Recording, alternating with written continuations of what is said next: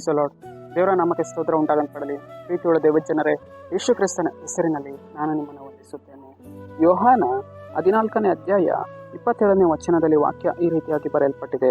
ನಿಮ್ಮ ಹೃದಯವು ಕಳವಳಗೊಳ್ಳದಿರಲಿ, ಹೆದರದಿರಲಿ ಎಂದು ವಚನ ಬರೆಯಲ್ಪಟ್ಟಿದೆ.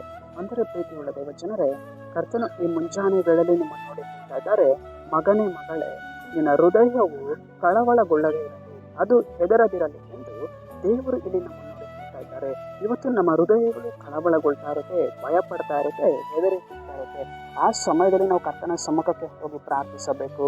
ಕರ್ತನೆ, ನನ್ನ ಹೃದಯದಲ್ಲಿರುವಂತಹ ಎಲ್ಲ ವಿಧವಾದ ಕಳವಳವನ್ನು ನೀಗಿಸು ಸ್ವಾಮಿ, ನನ್ನ ಹೃದಯದಲ್ಲಿರುವಂತಹ ಎಲ್ಲ ಭಯವನ್ನು ನೀಗಿಸು ದೇವರೆಂದು ಪ್ರಾರ್ಥಿಸುವಾಗ ಕರ್ತನು ಖಂಡಿತವಾಗಿಯೂ ನಮ್ಮ ಜೀವಿತದಲ್ಲಿ ಇರುವಂತಹ ಎಲ್ಲ ಕಳವಳವನ್ನು ನೀಗಿಸುವವರು ಅವರಾಗಿದ್ದಾರೆ. ಎಲ್ಲ ವಿಧವಾದ ಒಂದು ಭಯವನ್ನು ನೀಗಿಸುವವರಾಗಿದ್ದಾರೆ.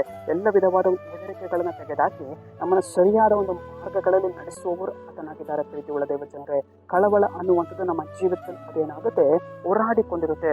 ಎಷ್ಟೋ ವಿಧವಾದ ಒಂದು ಕಳವಳಗಳು ನಾವು ನಡೆದು ಹೋಗುವಂತಹ ಮಾರ್ಗದಲ್ಲಿ, ಬರುವಂತಹ ಮಾರ್ಗದಲ್ಲಿ, ಕೆಲಸ ಮಾಡುವಂತಹ ಸ್ಥಳಗಳಲ್ಲಿ ಎಷ್ಟೋ ವಿಧವಾದ ಒಂದು ಕಳವಳದ ಕಾರ್ಯಗಳು ನಮ್ಮ ಜೀವಿತದಲ್ಲಿ ಹೋರಾಡಿಕೊಂಡಿರುತ್ತೆ.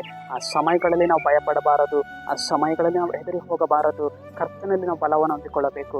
ಆಗ ಕರ್ತನ ನಮ್ಮ ಜೀವಿತದಲ್ಲಿ ನಮಗೆ ಇರುವಂತಹ ಎಲ್ಲ ಕಳವಳದ ಮಾರ್ಗಗಳನ್ನು ಮಾರ್ಪಡಿಸಿ ಒಂದು ಸುಸ್ಥಿತಿಯಾಗಿ ನಡೆಸುವವರು ಆತನಾಗಿದ್ದಾರೆ. ಸರಿ, ನಾವು ಪ್ರಾರ್ಥಿಸೋಣ. ಅಪ್ಪ ಕರ್ತನೆ, ನಿನಗೆ ಸ್ತೋತ್ರ ಸ್ವಾಮಿ. ಈ ಮುಂಜಾನೆ ವೇಳೆಯಲ್ಲಿ ವಾಕ್ಯ ಭಾಗ ಸಂದೇಶವನ್ನು ನೋಡ್ತಾ ಇರುವಂತಹ ಜನಗಳನ್ನು ಸಂಧಿಸೋದೇವ್ರೆ, ನಿನ್ನ ಜನರ ಜೀವಿತದಲ್ಲಿ ಅವ್ರಿಗೆ ಇರುವಂತಹ ಹೃದಯದಲ್ಲಿರುವಂತಹ ಎಲ್ಲ ಕಳವಳವನ್ನು ನೀಗಿಸಿ, ಭಯವನ್ನು ನೀಗಿಸಿ ನಿನ್ನ ಜನರನ್ನು ನಿರ್ಮಿಸು. ಅದಕ್ಕಾಗಿ ಸ್ತೋತ್ರ ರಾಜ. ನಜರೇತಿನ ಯೇಸುವಿನ ನಾಮದಲ್ಲಿ ತಂದೆಯಾದ ದೇವರೇ, ಆಮೆನ್.